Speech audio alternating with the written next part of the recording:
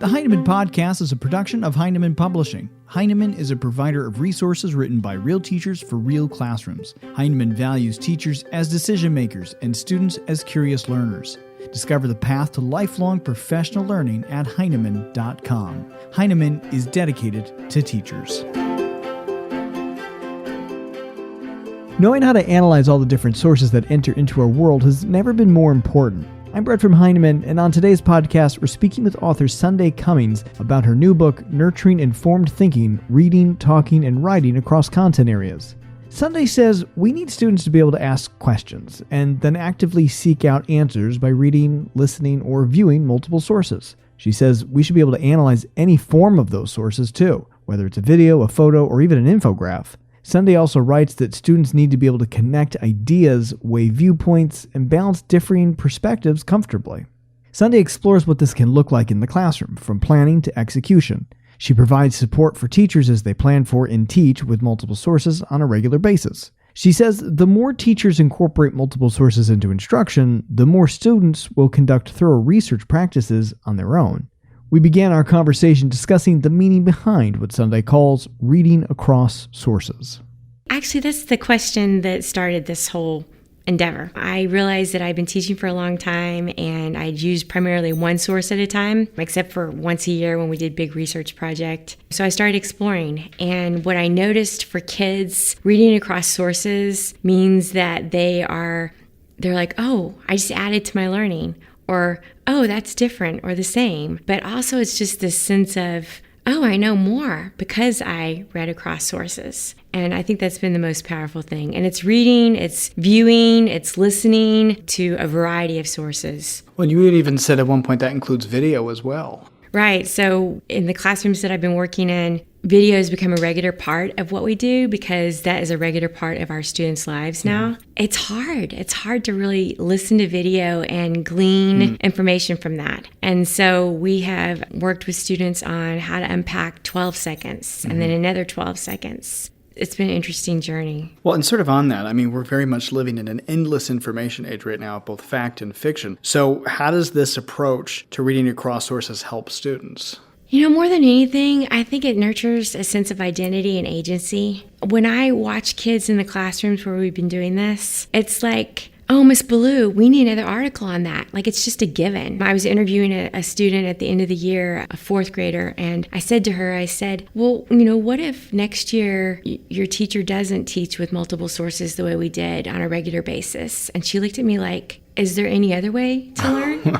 You know? Yeah. So it's just watching the kids, their identity. I'm a reader of multiple sources, and I can talk knowledgeably about a topic because I have read those sources or consulted those sources. And agency. I have a repertoire of skills that can help me tackle multiple sources and different types of sources. It's been beautiful to watch. It's just how they are. It's who they become. It's their way of being when they read. Well, and those skills will last them forever. Those skills will take them through all the rest of their schooling and into college. I mean, those are very important skills that they'll last with. It's been interesting to watch how it just becomes, like I said, a normal part of what they do. I think it's something we take for granted now. So when we think about reading across sources, and especially the volume that you just sort of described, it can feel a little intimidating, but we can make it manageable. So how do we make it manageable? And more importantly, how do we make it last across the year?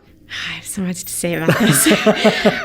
You know, when I first started talking to Heinemann about the idea for this book, I realized that I didn't know enough. So I started contacting colleagues and getting into classrooms and co-teaching, co-thinking through how we can do this. And what emerged, just particularly in my friend Nicole Ballou's classroom, was we have to do it on a regular basis. Because if we only do it once a year or twice a year or once a unit, they're not going to master thinking across sources. We also realized that we had to make the sources manageable for kids. So it can't be you're going to compare an article and a book. Because what you're going to get is they're both about simple machines. But instead, it's let's look at this author's description of a wedge and this author's description of a wedge. How do those come together to build your knowledge? Or let's look at just this infographic and this 30 seconds of this video clip. Or let's look at a paragraph from a text and a video clip and an infographic. So what we decided was, or what we found was that it can't be a bunch of entire sources and a million sources. It needs to be a really tight set of sources that we've vetted while they start to become familiar with what it is they need to look for when they're searching for sources on their own.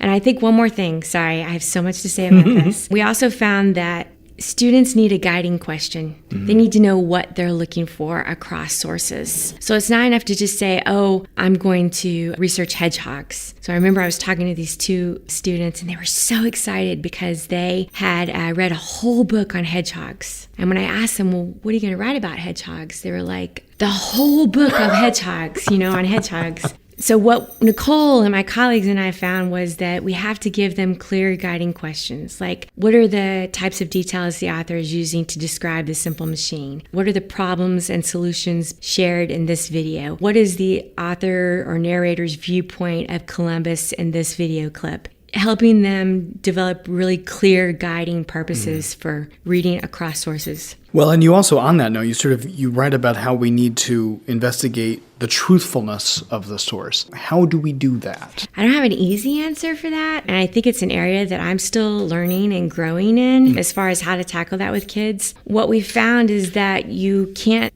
send kids out and, go search on the internet. And I think a lot of us know that now. So we create sets of sources, and those sources not only are sources they can get information from, but sources that serve as mentors for the kinds of sources they need to look for. You can have anchor charts where you list reliable organizations like the Library of Congress. You can have conversations around what makes this a reliable or a truthful source. I think there's a lot of information out there to help kids vet sources, but sometimes it can be overwhelming. So one of the things I've been talking about and contemplating is how do we help students by just beginning to say, who created this source?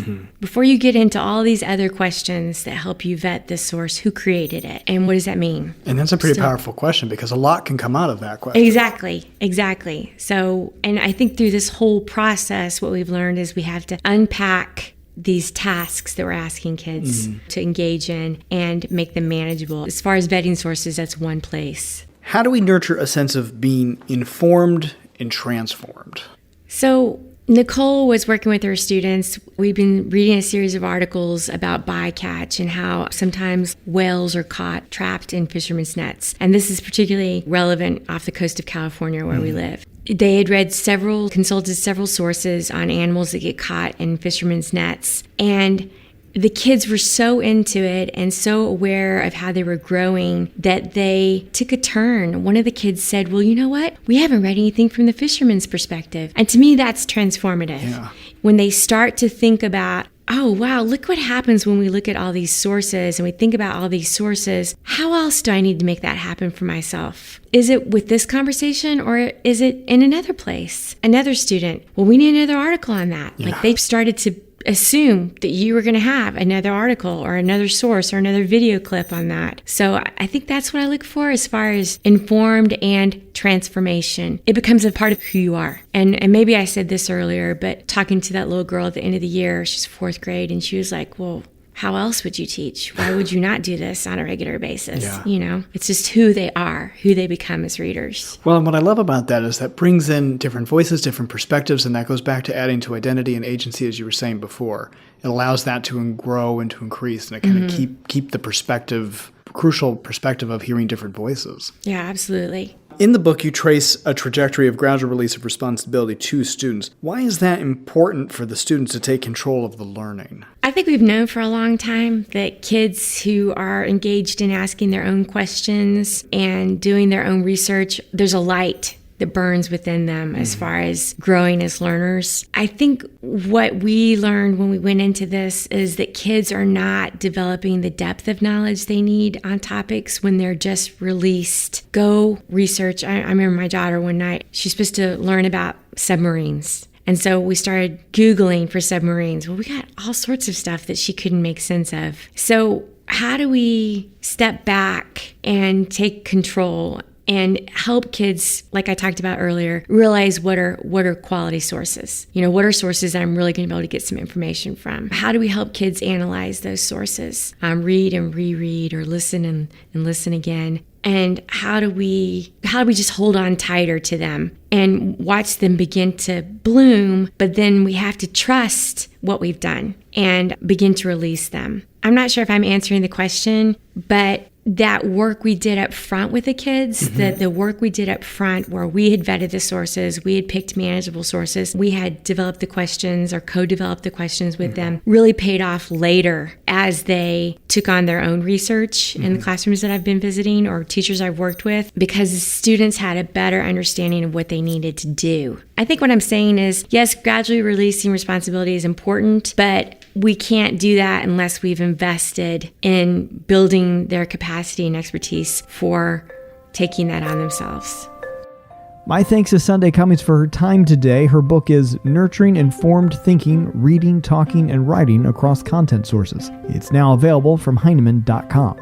If you'd like to connect with Sunday, read a sample chapter, or watch a video blog from her, visit blog.heinemann.com where you can find it all. We'd love for you to subscribe to the Heinemann Podcast on iTunes and Google Play, where you can also leave a comment or review. We're also now streaming on the Stitcher and TuneIn radio apps. Plus, you can also follow Heinemann on Facebook, Twitter, and Instagram, as well as our various Facebook groups. And you can get a daily teacher tip right on your phone directly from Heinemann authors by downloading the Heinemann Teacher Tip app. All this and more on Heinemann.com. Thanks for listening.